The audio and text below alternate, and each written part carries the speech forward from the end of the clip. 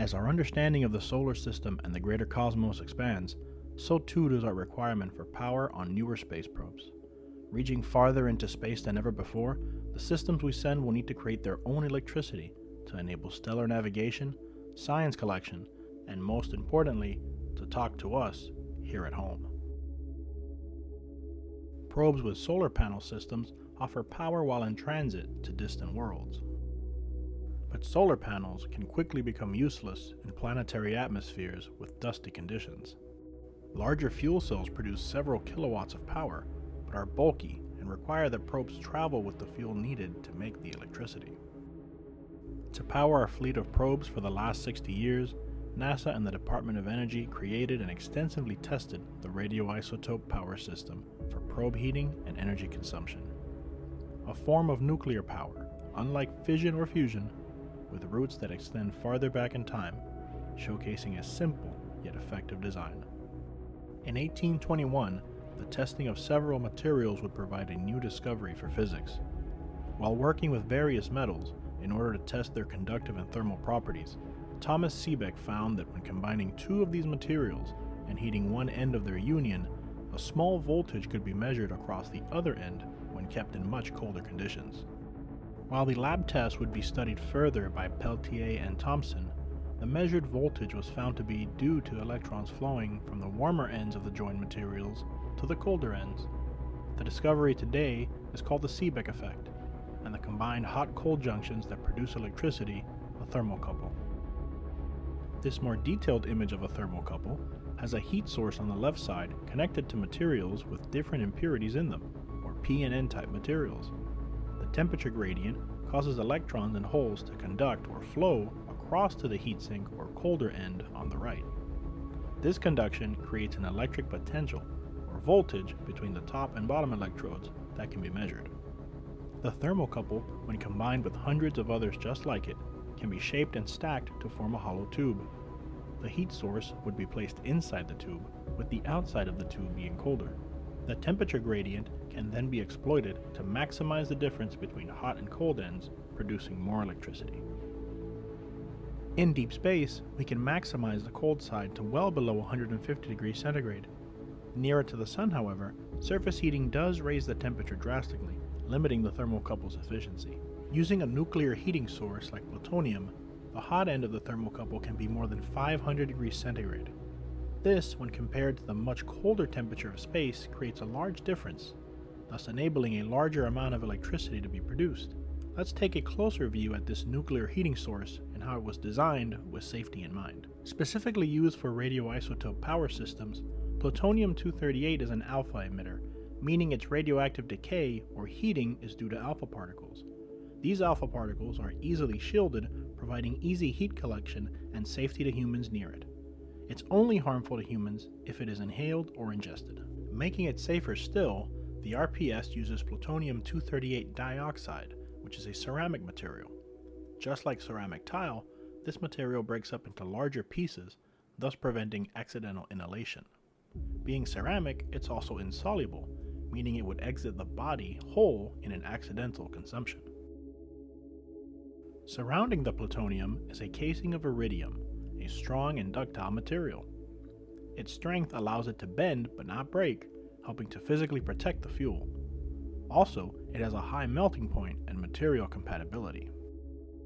The encased fuel pellet is the perfect form factor for a radioisotope heater unit, or RHU, delivering heat to systems in the coldest parts of space. Let's take a look at the RHU. The plutonium fuel is encased in the iridium material at its center. The pellet is nested in 3 layers of graphite, each slightly larger in size. Finally, the whole thing is encapsulated in a carbon fiber shell for physical protection. Each RHU can then produce up to 1 watt of heat for the spacecraft's systems in deep space. Several NASA missions have utilized RHUs in various quantities and heat outputs. Pioneer 10 and 11 each had 12 RHUs on Jupiter and Saturn flybys. Voyager 1 and 2 have taken 9 RHUs each around the outer solar system's planets. And Galileo used 120 RHUs in its orbital study of Jupiter and its moons. Using similar fuel pellets to the RHU, the General Purpose Heat Source Module, or GPHS, is the essential building block for the radioisotope generators. Each GPHS weighs approximately 1.5 kilograms. They're designed to produce 250 watts of heat and can be used individually or stacked together to increase the heat generated. From this exploded view, let's assemble a GPHS. Internally, each has 2 plutonium fuel pellets clad in iridium. Those pellets each have a graphite impact shell and multiple carbon fiber sleeves.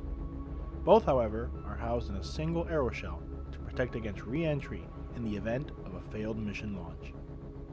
We've now covered each component that would make up a radioisotope thermal generator.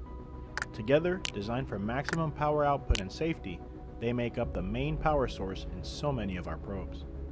The latest certified RTG is the Multi-Mission Radioisotope Thermal Generator, or MMRTG, seen here on the Perseverance rover.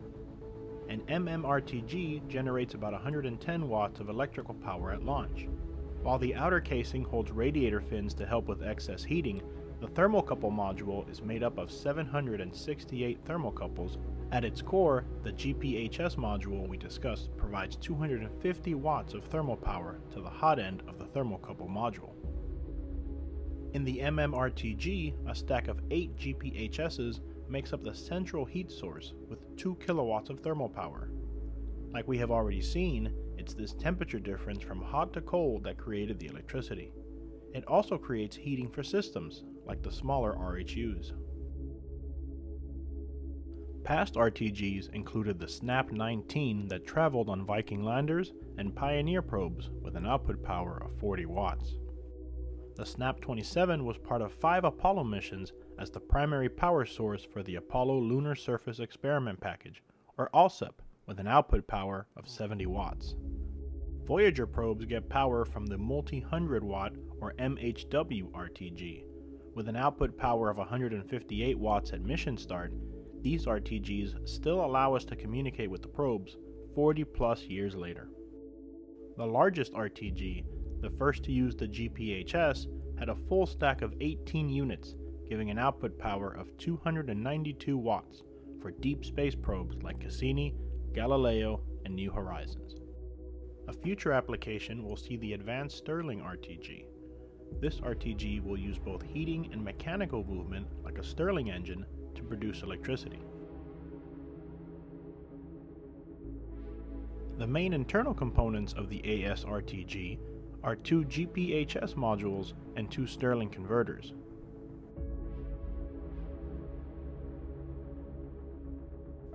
The heat sources cause pistons to move within a gas bearing at 102 cycles per second, rebounding on a spring. The piston carries magnets that move through a wire coil, repeatedly creating alternating current or AC electricity.